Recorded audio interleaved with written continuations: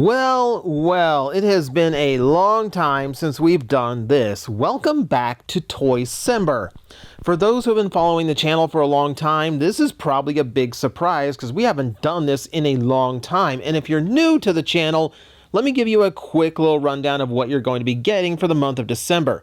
Every day I'm going to post a mini review covering a lot of the smaller toys that aren't appropriate for full-size, full-length reviews, but I'd still really like to talk to you about. They are entirely random. You have no idea what I am going to be pulling out of my hat. A lot of stuff I don't normally talk about, even though, yes, plenty of Transformers in the mix as well. In fact, this year, I'm not even going to give you an advent calendar to give you hints. I want every day to be a completely ridiculous surprise.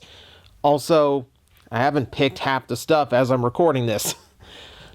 So that's just me being upfront. But yeah, you're going to get a whole bunch of extra content in the month of December to celebrate all of the winter solstice holidays, not just the big ones, not just the one I celebrate.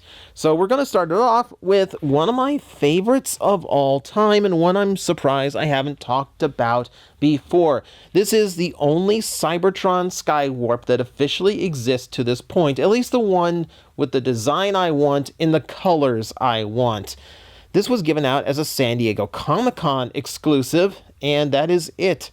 And it hurts, because this is a beautiful vehicle mode with beautiful colors. The silver, the black, and those hits of purple just make this design work so well. I prefer this way more to like even the stock standard Seeker and Starscream, etc. It just works for the overall design. It's heavily molded, as you can see. It's very, very nice representation of Cybertron Starscream. I mean, it's one of my favorite designs of all time, so, you know, I'm going to enjoy it. Now, for little things, yeah, it's painted with a brilliant shade of silver, which looks really, really nice. A bit of metallic, almost a metallic orange. I wouldn't even call it gold, in order to decorate the cockpit. And then you get little bits of red sticking through that are going to be a little bit more present in the robot mode, which we should get to, because there's not a whole lot to him. He's just kind of this little space jet toy, which does look pretty neat. If you want, the gimmick weapons from the larger figure actually exist here.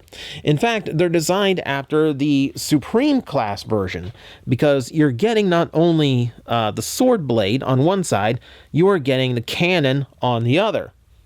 Kind of neat that they thought to do that. So, let's go ahead and fold those away again, just get them out of the way. And we will quickly transform by splitting the legs open. This is all on ball joint, so I try to be a little bit careful so I don't start ripping limbs off. Now, this is an old rare figure at this point, after all. Flip the feet up. The hands are going to flip down like so. Reposition the shoulders. Twist the tail fin around. Then close up, and that's the robot mode. It's a very quick transformation, but it's extremely accurate to the larger toy.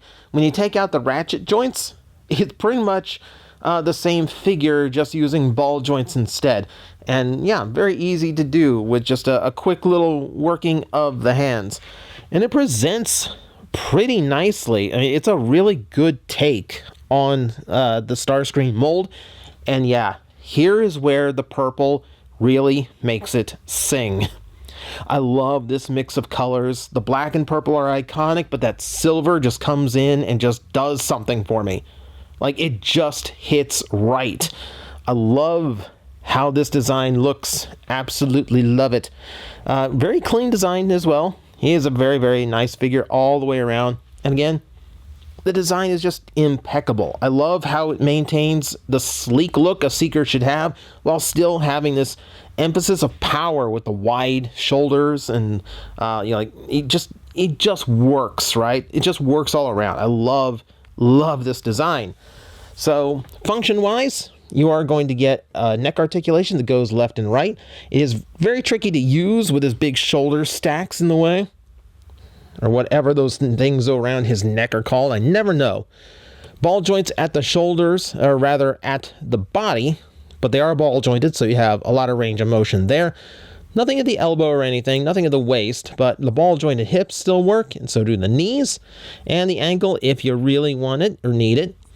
For a Legends class toy from the mid-2000s, that's actually a pretty good range of articulation. There are some that are literally competing with Micromasters as far as articulation level goes, so I will take some robust ball joints any day. You can also, of course, flip out the weaponry to give him a little bit of armament. And then, obviously, he's not going to have any kind of cyber key functionality, which is really weird because he came packed with a cyber key. Strangely enough, an Autobot cyber key. According to Hasbro, there is no real reason for this. It's just a fun bonus that they included. I'm suspecting this one just happened to be in the mold at the time of them producing the Skywarp, so they just said, like, yeah, just run that key, whatever. But you know what? It's fun, and it makes for an interesting little inclusion in a fun figure. So yeah, this thing is a little bit expensive to get for its size, but it is a beautiful little figure and one of the better Legends class molds.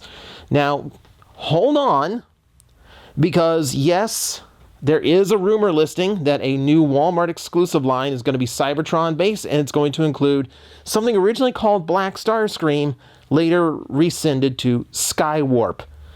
And it's probably going to be using the Cybertron mold they did for Legacy. I am excited. But that's going to be the first day of Toycember. Thank you everyone for watching.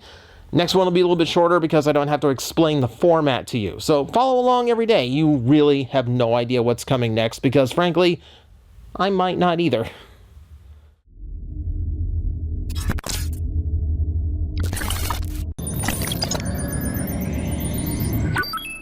Analysis complete. Adapting translators to local language. Are you out there?